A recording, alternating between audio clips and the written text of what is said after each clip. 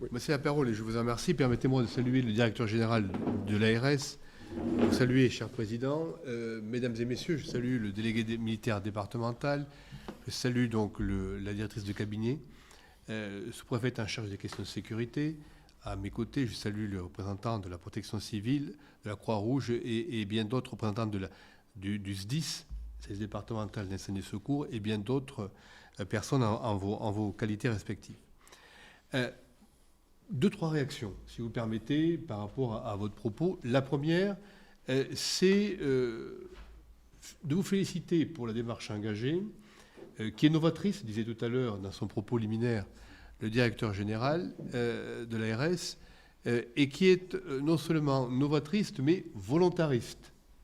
Et je salue évidemment cette volonté de placer, sur la base du volontariat bien évidemment, nombre de professionnels de santé, donc au service finalement d'une situation qu'on va qualifier de crise et qui appelle bien entendu sur un temps donné le maximum de compétences en réaction par rapport à des situations délicates.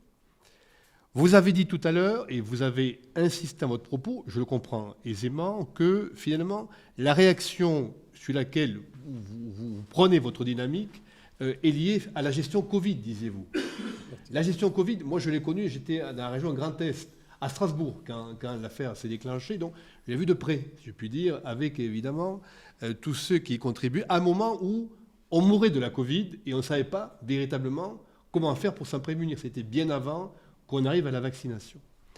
Et donc évidemment, je vois bien cette crainte, ce désarroi, cette volonté faite de hargne et de résolution à agir pour faire en sorte que toutes les compétences soient réunies pour agir. Et encore une fois, je ne peux que saluer ce que vous mettez en évidence.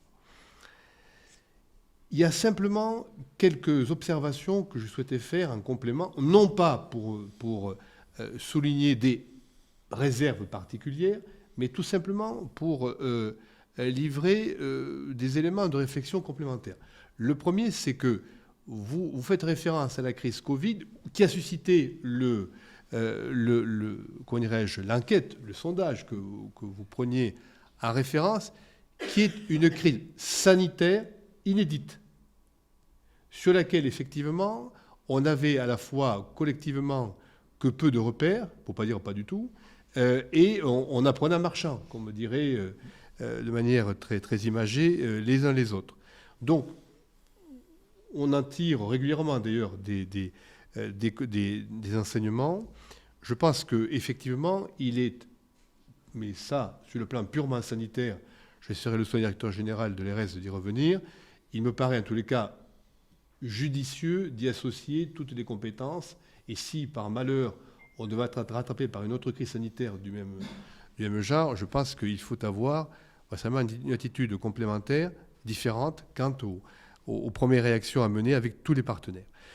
Donc le point sur lequel je souhaiterais revenir, c'est, tout en me félicitant encore une fois de votre volonté de vous engager dans la gestion, en tout cas dans l'appui à la gestion de crise, c'est le fait de dire bravo, très bien, mais attention.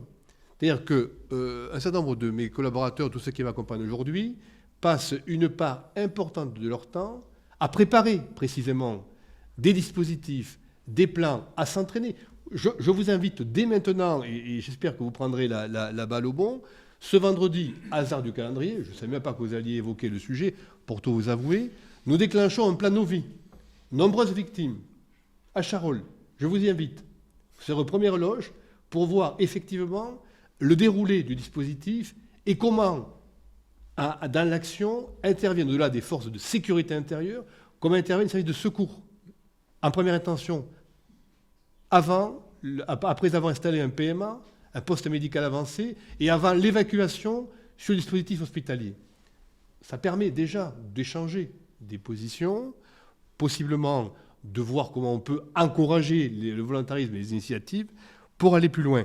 Car bien évidemment, tous les plans que vous avez cités, non seulement sont des dispositifs qui permettent de bien caler les intentions des uns des autres, les capacités d'action des uns des autres, qui sont basés sur de l'engagement, mais vous le savez mieux que quiconque au regard de vos fonctions précédentes, et donc ce n'est pas que sur de volontarisme de circonstances, c'est sur des engagements sur la durée pour savoir le jour où on doit, en pleine nuit, le week-end de préférence, déclencher, appuyer le bouton, où le préfet que je suis doit signer, déclencher tel ou tel plan, tout le dispositif se met en place.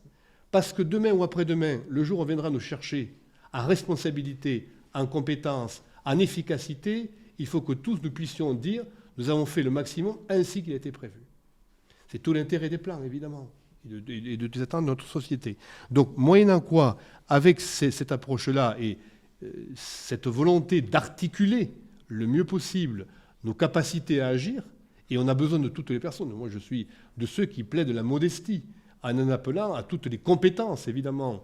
Simplement, faut-il les mobiliser et les utiliser de manière optimale, dans l'intérêt, évidemment, de la gestion qui nous occupe sur l'instant. Voilà. Ces réserves, qui n'en sont pas en vérité, ces précisions plus exactement apportées, je ne peux en toute sincérité que vous féliciter pour la démarche entreprise, qui me paraît aller dans une bonne direction. Et que, par ailleurs, vous, les représentants, le représentant, et avec nombre de vos confrères, j'imagine, dans l'assistance, vous, les acteurs de la médecine libérale, que vous vous préoccupiez, à juste titre, me semble-t-il, de la façon d'apporter votre pierre à l'édifice de la gestion de crise, en sus de vos confrères du secteur hospitalier, en sus des acteurs du SAMU, du SDIS, des associations de protection civile, de Croix-Rouge ou autres, mais je ne peux que m'en féliciter et les saluer, bien évidemment. Bien évidemment. Hein. Donc je ne regrette pas d'être venu, je regrette simplement de devoir vous quitter rapidement parce que l'actualité m'y incite. Et là, bon, j'espère que vous ne m'en tiendrez pas grief, mais j'en appelle évidemment à des séances complémentaires pour que nous puissions aller plus loin, tant avec vous qu'avec mon partenaire assez régulier d'ailleurs, qui est le directeur général de l'ARS. Merci à vous. Merci, monsieur le préfet.